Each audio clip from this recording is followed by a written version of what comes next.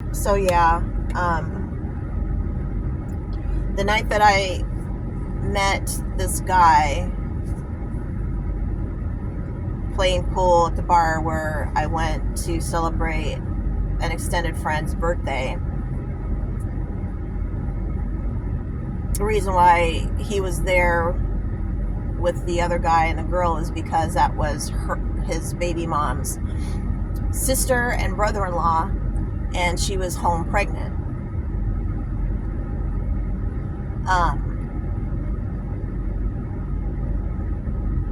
So anyways, fast forward to after meeting him, it was about a month before he called. We had exchanged numbers, but I honestly had forgotten about him. I didn't even know who he was when he called at first, because I was just really that focused on trying to regroup after losing everything in Detroit. But I entertained it and figured, he gave off these, chill vibes or whatever.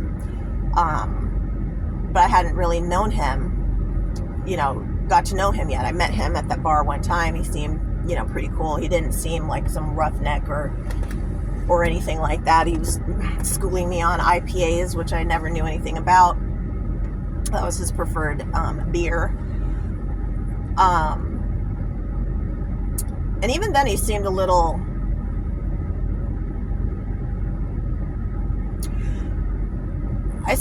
I went slow, not like not like that, just just kind of a country bumpkin type slowness, where it doesn't mean you're necessarily stupid or something's wrong with you. You just have a chiller way of looking at things, kind of, you know what I mean. But again, after hearing these horrific stories about his baby mom, and just things like, oh wow, and just kind of give the impression that even through all of that, he stuck it out, kind of thing, to reinforce that. The couple times we hung out, he would answer her calls and she would immediately start screaming and hollering like a banshee for 10 minutes straight, at times. And he would just sit there, and I'm looking at him, and it was almost having a calming effect on him or something. Like, it was, I look at it now as him drawing her energy. That's how I look at it now. And it started getting disturbing, not only because it was sort of rude, but it was just making it clear to me this guy is really going out of his way to make a certain impression by even going this far. So he's basically feeling he's proving that she's crazy, proving all the things that he was complaining about her about, being very naggy and just emotionally unhinged, all these things, and it got to the point where I was like, you know what, I'm ready to go home. I don't want to be in this car any further with you, having to listen to this. It does not impress me. And once he started to see that, the next time a call came through where he said he had to take it, he tried to snap back, but it was weird. Again, silence, just getting that energy first. And then I forgot what it was she had said. Oh, that's right. She finally was speaking on her knowledge of how he was being unfaithful to her, and how many times he's been unfaithful to her. And again, in hindsight now, because this is the type of thing he does, as soon as you start speaking the truth, he gets very pissed off and will either start talking over you, fight you, or cuss you out like he did with this lady that day. And then he hangs up on her after he's like saying something like, fuck you, bitch, and like totally. I think that's the first time I ever heard him speak like that, and it was very shocking. And that was the first red flag. This guy is calm, acting like a naive, gullible, I'm gonna stick it through no matter what guy, until I just, now I'm being made a fool of. to someone who didn't even bother offering any explanation, or, hey, you know what, can we talk about this in a little bit? Just right into her letting her rant for about 5 minutes, and then he finally, and this is while actually he was driving me home. So yeah, to cussing her out in that manner, F you, bitch. I forgot what else he said, but it was just the force of it, the suddenness of it, and then him hanging up, and then right back to being calm. I apologize about that. I'm sorry. I apologize. That was bad. I didn't even know what to say, but I think that was the last time I spoke with him. That's when I decided to cut it off. I didn't understand what was going on. It did not make sense to me. Something did not sit right. And I have the reputation to where it was like a joke that I'm a snitch. If you come to me trying to get with me while you have a wife at home, or a baby mama, girlfriend, whatever the case, you got already a relationship going on, and you're going to try to make me a side piece or something like that.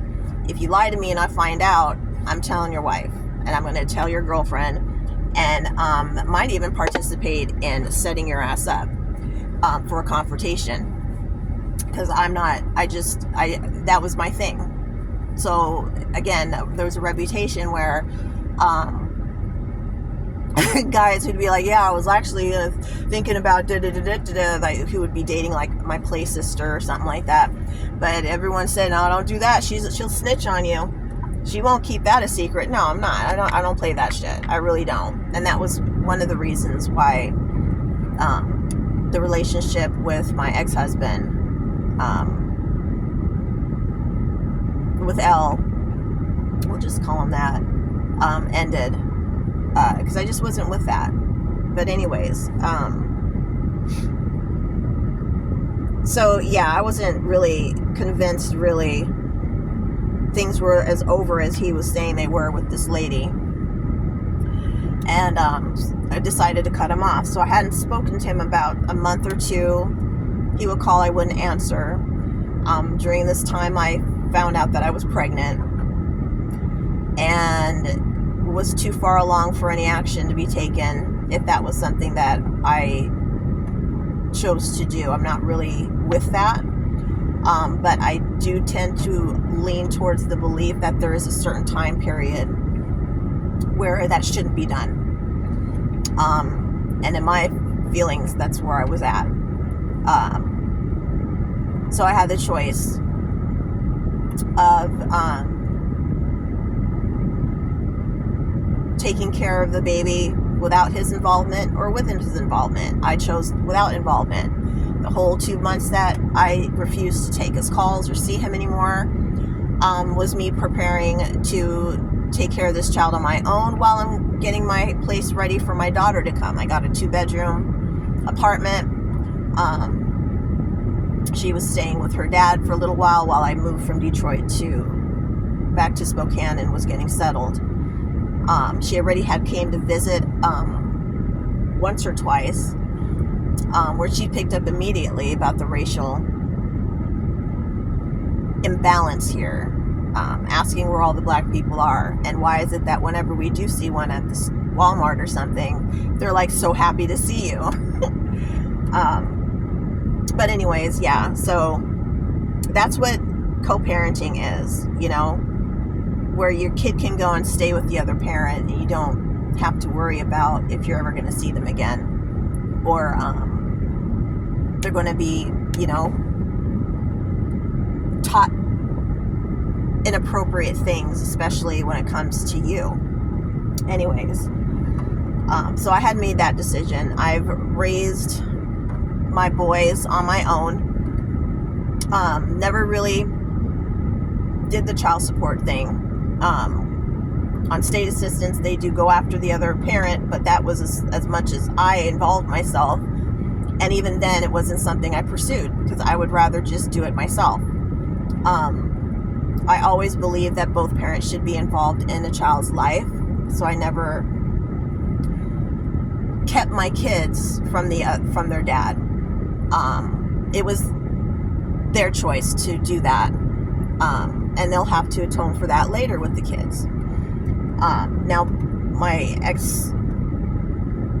two exes were decent men.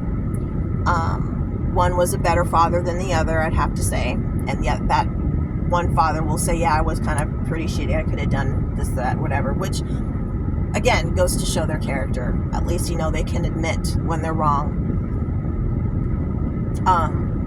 And those are the type of men I was used to dealing with.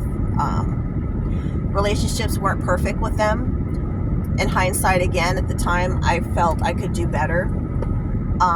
Wasn't happy with the way things were, and of course you shouldn't sacrifice any part of yourself, your happiness, your stability, your finances. You should not have to sacrifice that just to make your relationship work with another person. Compromise is a better word. Compromise yourself. And I kind of felt I was doing that with both of these men.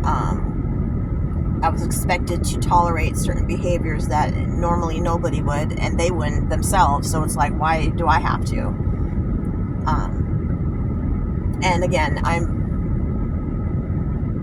at a point in my life where, you know, I should be going on vacations now, doing me. The kids are grown enough now. You know, I did have my daughter still, who was in junior high,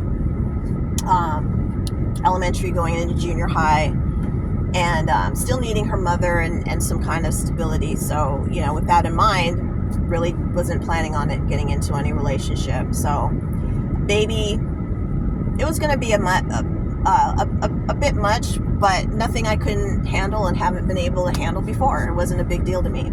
And I was kind of looking forward to a little baby.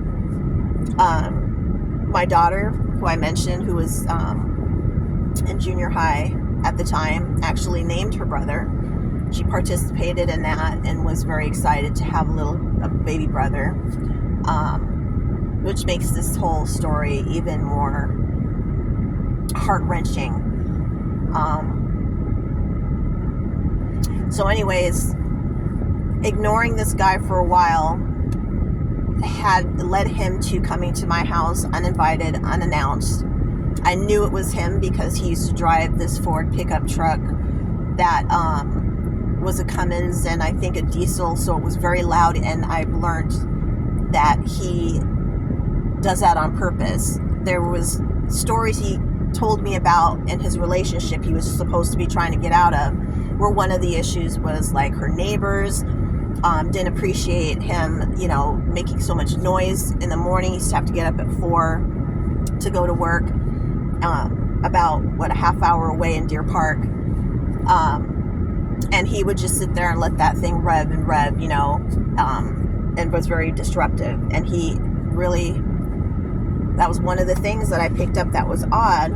I thought, you know, sometimes when you see that, you know somebody is just an attention seeker, that you see cars doing that all the time. Certain trucks, people rig their cars to do that. But it's a different, and that's fine. You want to show off like that, you like loud cars, you know, that's fine. But when you start to use that as a tool to menace the people around you and menace society, that's a whole different thing. So I knew it was him and did not answer the door. He knocked a couple times, and then when I did not answer, he goes around towards the back. And again, in hindsight now, I see why he did this. But at the time, I still felt it was odd.